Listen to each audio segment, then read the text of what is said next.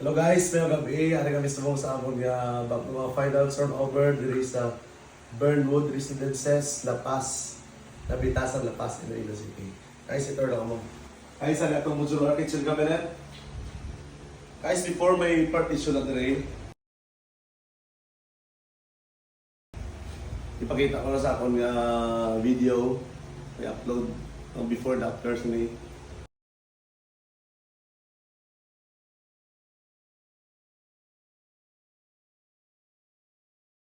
Pero di guys, nag-gamit ko sa Prince nga sliding door. Then, dili nagamit ko sa aton nga marble sheet and panelings. Tapos sa aton nga modular kitchen gano'n.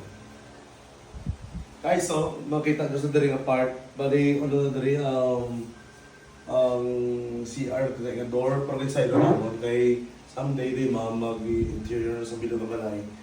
Customize ng area, pwede din mo butang ang TV rack. Basta ma-L-type yung area niya, pag ma-plaster, mapalapad. Tapos din naman guys, yung silo guys, ang aton nga door sa CR, dire sa likod yung part. Ari guys, ang pinakakaramihan guys, so, pwede siya ma-customize. Cute, no? Cutie! Guys, thank you!